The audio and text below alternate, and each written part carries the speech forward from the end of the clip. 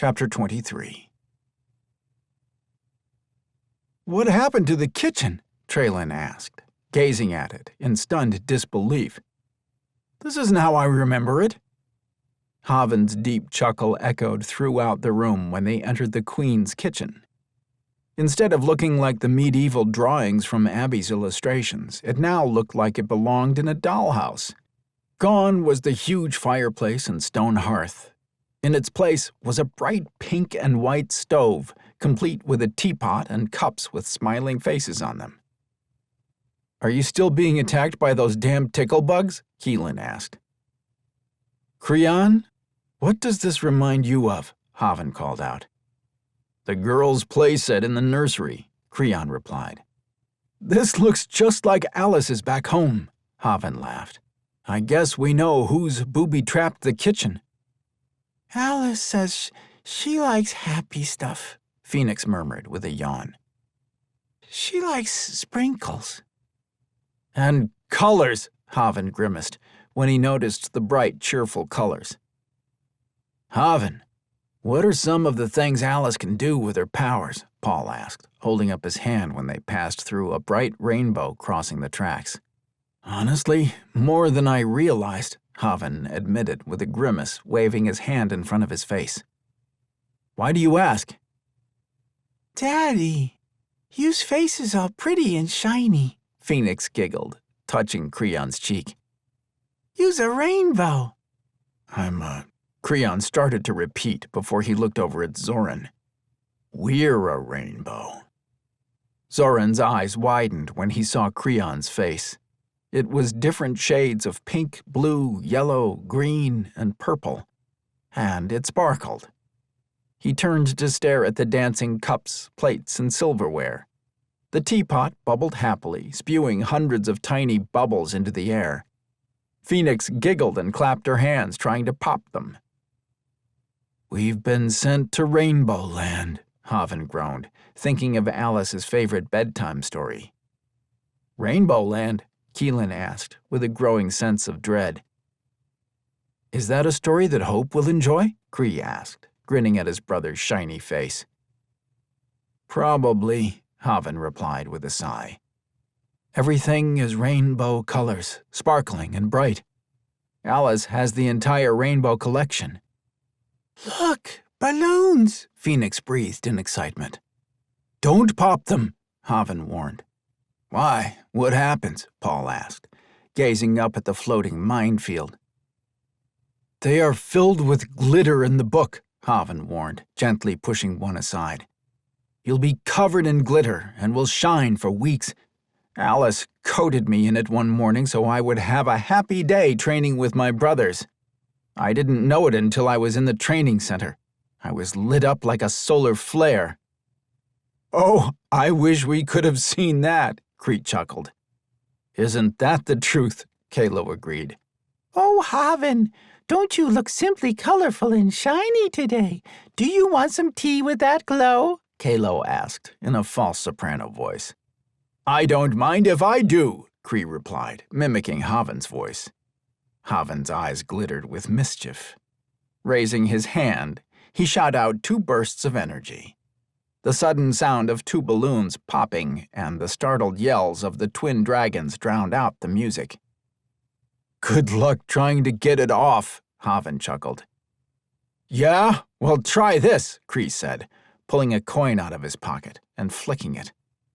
The coin sailed through the air, barely missing the balloon over Haven's head and striking the one over Viper.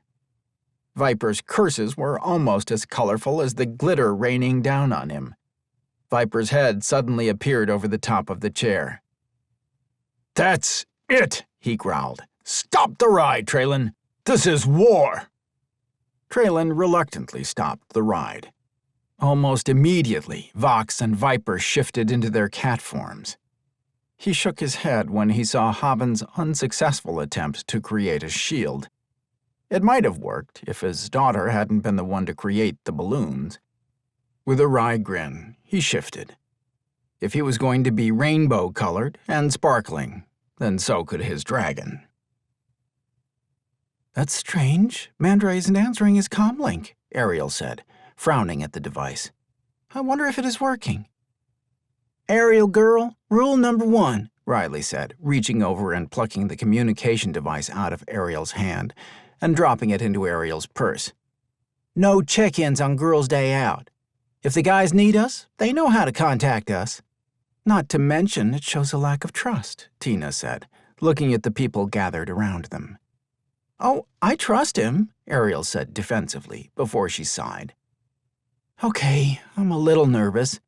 It's just Jabir is so quiet and Mandra might forget to check on him. What does your symbiote tell you, Ariel? Morian asked, relaxing in her seat. Ariel paused and stroked the pendant of gold at her neck. A wave of warmth flooded her, and she grinned. Faint images of Jabir playing with the other kids flashed through her mind, as well as images of Mandra laughing. That everything is fine, Ariel admitted, relaxing. Enjoy the show, Riley encouraged, with another wave to a passing waitress. I love live performances. Morian smiled at the other women. Her own fingers stroked the gold at her wrists, and she almost burst out laughing at the images shimmering through her mind.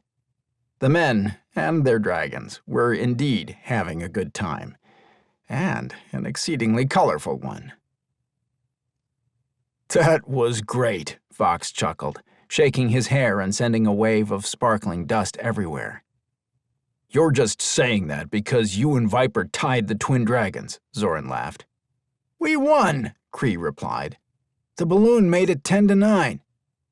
That didn't count, Viper defended.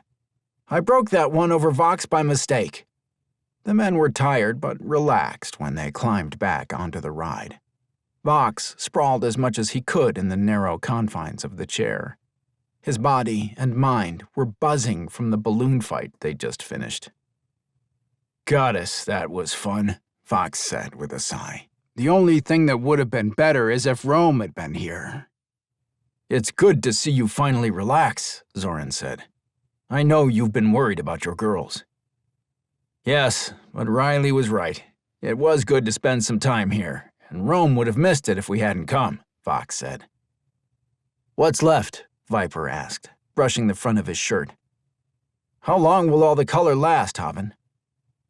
We just have the library and then the throne room, Traylon replied. Mine is already fading, Haven answered. I'd say an hour at the most. The glitter might take a bit longer. I likes the glitter, Phoenix replied. You's pretty. You'd better enjoy that, twin dragons. It'll probably be the one and only time you're ever called pretty, Viper called out, drawing laughter from all the men. I wonder what traps are going to be in the library, Paul said. Rome was in theirs with Zohar, Phoenix responded, snuggling closer to her dad. But I didn't seize what they were doing. Several minutes later, the ride spiraled down through several small drops, which was enough to leave them all flushed and excited. Kara and her crew had incorporated a series of hills in the ride to give the illusion of traveling a great distance over villages before entering the library on the upper floor. The chairs wound their way downward, while books danced back and forth in front of them as if they were in the hands of a ghostly librarian. That looks just like Emma and me, Haven said in surprise, staring at the apparitions that floated by them. Throughout the room, ghostly figures floated and talked. Every once in a while they would stop and stare at the men gazing back at them. Haven spun the wheel of his chair, trying to catch a better glimpse of the figures he had just passed. His breath caught when he felt his chair spin around in a circle. Hey, how did you do that? Kalo asked, staring at Haven's stunned face instead of at the back of his chair. You still have some of that sticky stuff and glitter in your hair, by the way. So do you, Haven replied with a grin, before he turned the steering wheel again. In this room, you can pick different paths for the chairs to follow as well, Traylon said. We'll all meet up at the same place before going to the throne room, just in different order. This is fabulous, Traylon, Paul stated with a shake of his head. Kara, Abby, and her crew have definitely outdone themselves with this ride. I have to agree, even with all the additions the younglings have made, Zoran said, gazing around him. It all looks so real. What does this do? Keelan asked from the other side of the room. Traylon spun his chair around to look. I don't know, he admitted with a frown. I haven't seen that before. Don't pull, Vox started to say, but it was too late. That rope! Keelan had already pulled the dangling end of the rope that his chair had brushed up against.